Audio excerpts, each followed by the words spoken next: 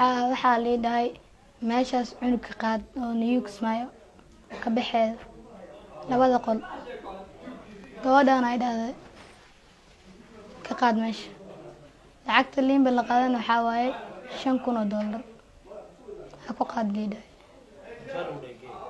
guul guduud geeyaa leedahay markaan geysana ninaa ku imaanaa ninkaas aa u dhiibaysa meel walba taga microphone baan ku xiranay baafisaan galnay idaacadaha meel walbaan tagnay sawiradiisa aan daadinay nag yaan waan weynay 10 saac markay taa salaada casr laga baxay ayaan yaan helna taleefankii hadda Allah noo iftiiniyay taleefankii ayaan daba galnay ka dambana wuxuu noo fududiyay gabadha aragtideera ma haddaas Allah u sugnaatay waxa ii gurmaday maamulka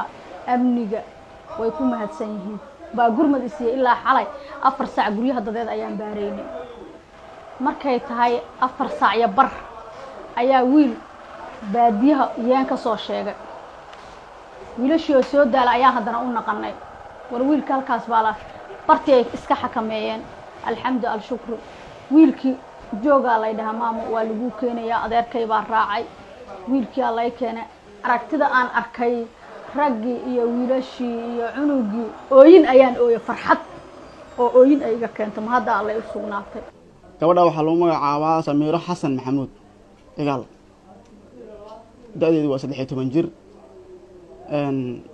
waxay ku dhalatay baadiyaha Kismaayo hal sano ay magaalada joogtaa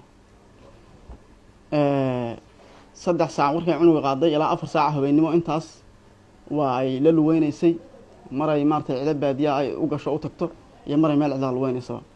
waxay sheegtay cunugaas in $5,000 la ku geeyo guduud dad kale ayaan ku sugayay oo rabtay inay ku wareejiso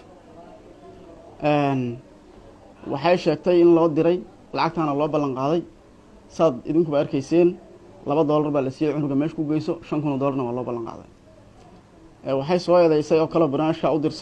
u dirtay gabadh la dhaho Shamso Sheekh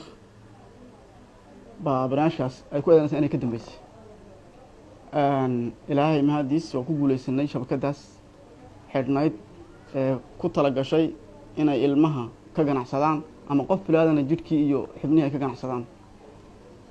waxay la tahay waxaan u gudbin doonaa sharciga iyo maxkamadaha iyo maartay wuxuu ka qabay xiraalinta dambigooda iyo waxay mudan halkaas ka helayaan